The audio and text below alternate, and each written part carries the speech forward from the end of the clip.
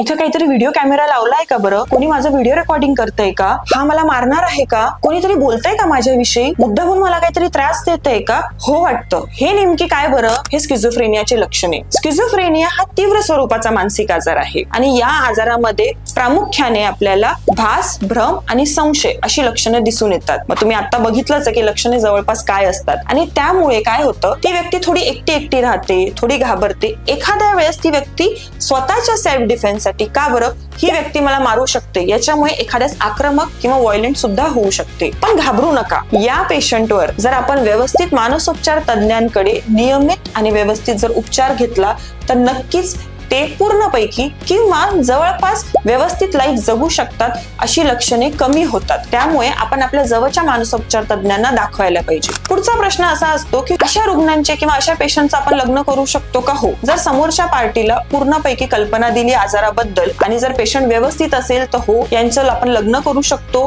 ते व्यवस्थित संबंध ठेवू शकतात आणि येस, त्यांना मुलं बाळ सुद्धा होऊ शकतात. त्यामुळे आपल्या जवळच्यांमध्ये किंवा आपल्या घरामध्ये जर असे पेशंट असतील तर नक्कीच आपल्या जवळच्या मानसोपचार तज्ञांना भेट द्या.